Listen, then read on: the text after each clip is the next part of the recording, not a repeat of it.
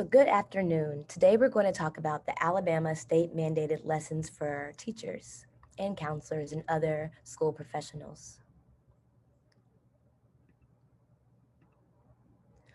Our agenda for today is going to be to go over Erin's Law, Jason's Flatt, Annalynn's Law, and Jamari T. Williams.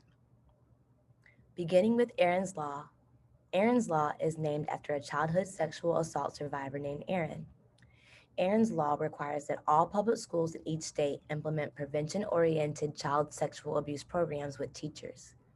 Students are to learn age-appropriate strategies to recognize sexual abuse.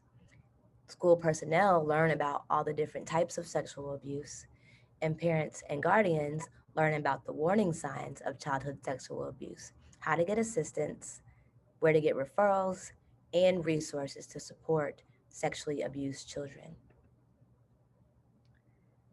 1 in 4 girls and 1 in 6 boys are sexually abused by the age of 18. Teachers are to talk to students about safe and unsafe touches, as well as safe and unsafe secrets.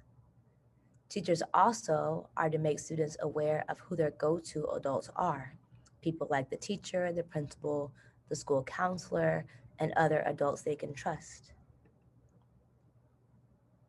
Some of the warning signs of abused children, according to Erin's Law, are bruises on their body, changes in appetite, inappropriate clothing, such as wearing long sleeves when you know that it's really warm outside already, aggressive behaviors towards other children, being defiant, disruptive behavior, coming to school way too early or not wanting to go home at the end of the day, changes in grades, and cheating and lying. If you discover that a child has been abused, firstly, don't act shocked. Praise the child by telling them they've done the right thing by telling you. Don't try to pry and get details about the abuse or ask leading questions. Let the child know that they are safe in the moment. Make sure the child is comfortable. Reassure the child that it's not their fault. Explain that the school has to notify the police. It's really not an option. And don't contact the parents. You never know. They might try to have the child recant what happened in the abuse. They might take the child into hiding, or they might even go to confront the abuser before the police can get there. You are a mandated reporter if you're a teacher, which means that you have to report in situations that are a child is showing warning signs of being abused, a child has stated that they were abused or they are being abused now, a child has stated that another child has been abusing them, an adult disclosed to you that they have abused a child has become aware of child pornography online, or an adult is aware of another adult or child who is viewing child pornography. Any instance of child pornography you want to report. A child states that their friend or family member is being abused, or um, anything like that. As a mandated reporter, you must contact the Child Protective Services immediately and contact the police. As a school counselor, I do not mind supporting teachers in making those necessary calls. If you want more information about Erin's Law, you can go to www.erinslaw.org, and that is where all the information for this presentation has come from. Next, we're going to talk about Jason's Flatt, which was passed in May 2016 to help bring awareness to prevent youth suicide. It's the nation's most inclusive and mandatory youth suicide awareness from prevention legislation pertaining to teachers. So did you know that twice as many people in Alabama die by suicide annually than homicide? In Alabama, suicide is the second leading cause of death for people ages 10 to 24. Suicide is death caused by self-directed injurious behavior with the intent to die as a result of the behavior. A suicide attempt is a non fatal, self directed, potentially injurious behavior with an intent to die as a result of the behavior, and it may not result in injury.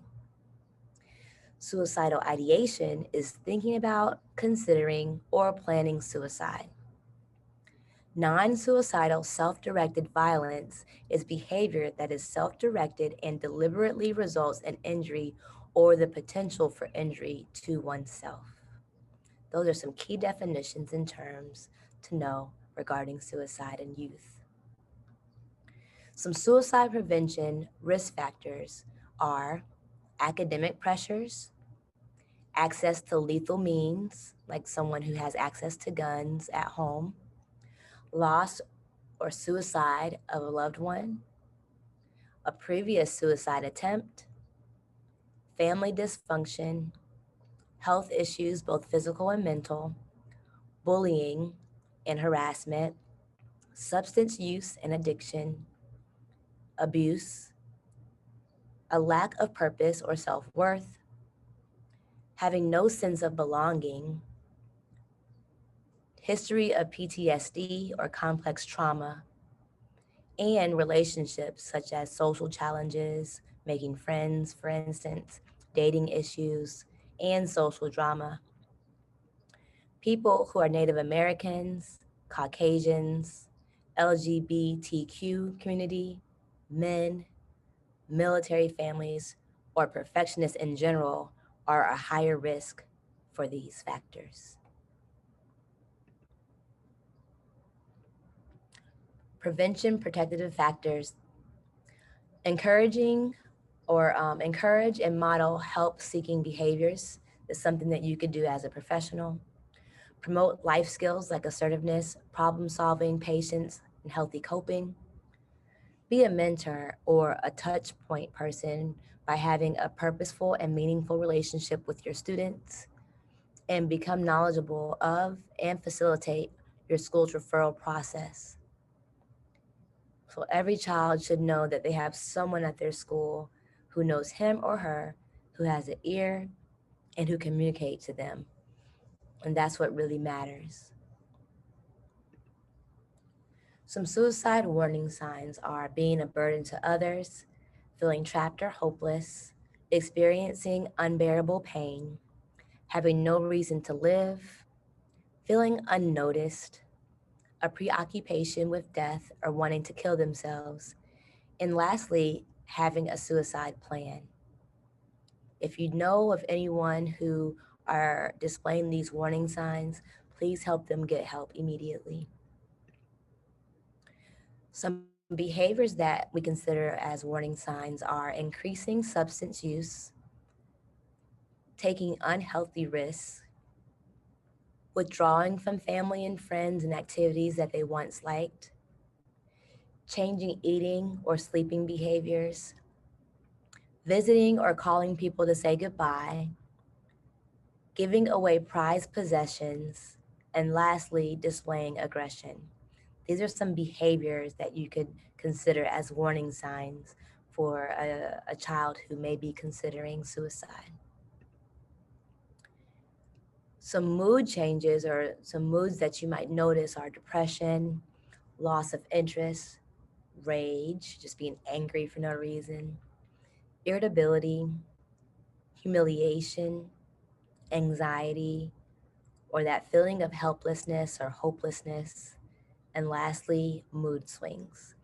These are some things that you might notice in your students that might indicate something is wrong and are considered to be early warning signs for suicidal potential. If you are concerned about someone, you should first show them that you care. You can say something like, I'm really worried about you. Second, you can ask if they're thinking about suicide. You can ask them straight up, have you been thinking about suicide? Third, get them help. Ask them who they trust to talk to about this. Chances are, if you're already talking to them, you might be someone they trust. And four, don't promise to keep it a secret. If someone is talking to you and letting you know that they've thought about suicide or are thinking about suicide, you cannot keep it a secret. please tell myself, the school counselor, the administrator, or the trusted adult that you know who can help. A simple action plan for a suicidal student is first talk to this faculty or staff on your walk with the student to the school counselor's office or the nurse or an administrator. Second, the school counselor, nurse, or administrator will contact the parent or guardian. The student remains with an adult at all times, and the school faculty will provide resources to that parent or guardian on next steps. The member who identified the student will touch base with that student on a regular basis. Usually that's the school counselor. And the member who contacted the family or the guardian will also follow up with them. Remember to have self-care within yourself, do things that manage your own stress, and talk to your support people if needed. Here are some additional resources. I'm not going to read them all, but I'll give a moment for you to go through them and write down what you may need. You can also take a screenshot of this screen, probably be a little bit easier.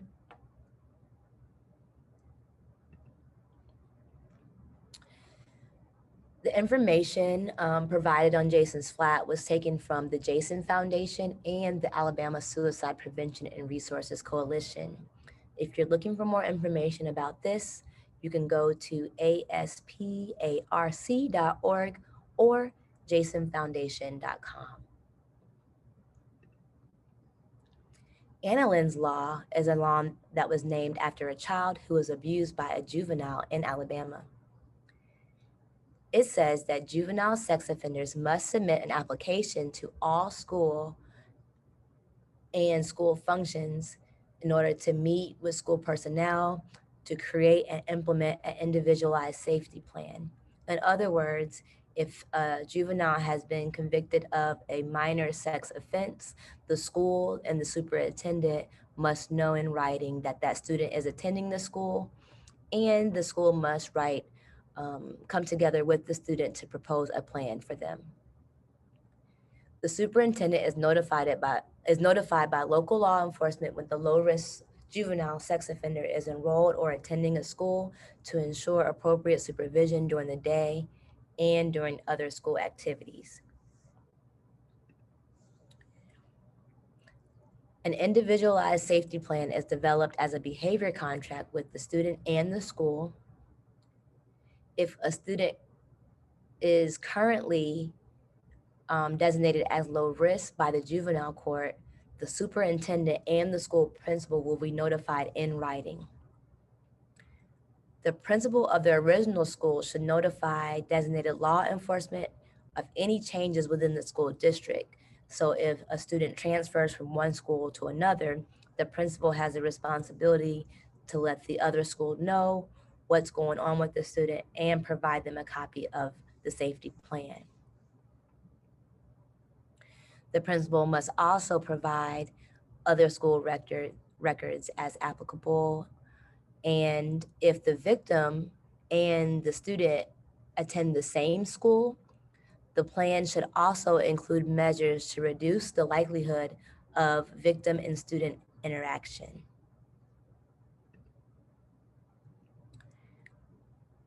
The information on Annalyn's Law was taken from the Alabama State Department of Education Model Policy.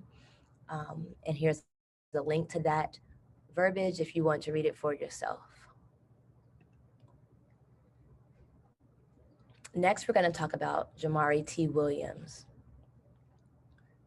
The Jamari T. Williams Anti-Bullying Act was put in place in honor of a 10-year-old boy named Jamari who was a victim of bullying. He took his own life in October of 2017. This act was put in place to help public school systems prevent bullying of students. There are several types of bullying, but we're going to start by talking about verbal bullying. Verbal bullying is things like teasing, name calling, inappropriate sexual comments, taunting, threatening to harm, and any ongoing pattern of intended to intimidate or harass or shame a student. Social bullying deals with exclusion or intentionally excluding a student from even an event or an activity or even a group. It can include spreading rumors about someone or embarrassing someone in public. This list is not exhaustive, so other pervasive ongoing patterns intended to intimidate or harass or shame also go under social bullying. Physical bullying is hitting, kicking, spitting, tripping, pushing, or even taking or breaking someone's things. Physical bullying also includes making mean or rude hand gestures. Again, this list is not exhaustive, but it does include any other pervasive, ongoing patterns intended to intimidate, harass, or shame. The next type of bullying is cyberbullying.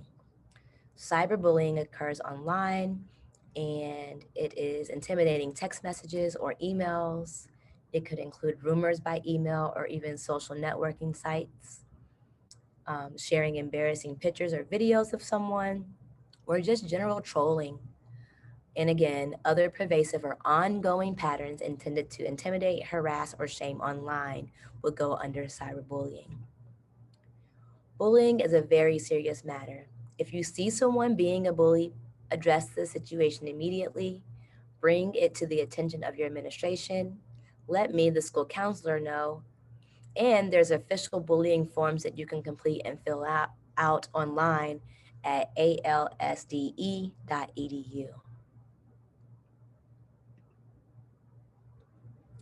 To find out more about Jamari Terrell Williams and the Anti-Bullying Act, you can go to www.jamariterrellwilliams.org or search Stop Bullying Information at www.alsde.edu. And again, all of the information that I provided for the Jamari Terrell Williams Act was taken from these sites listed. So that is the end of our training review. I have provided a link to a post-test that will serve as documentation for the state of Alabama that you have completed the training for all of the 4 mandated topics: Erin's Law, Jason's Flatt, Annalynn's Law, and Jabarri T. Williams. Please use the link that I provided in the email to you all to complete your post-test at this time. If you have any questions, you can contact me at sbookman@bhm.k12.al.us. Thank you so much for your time.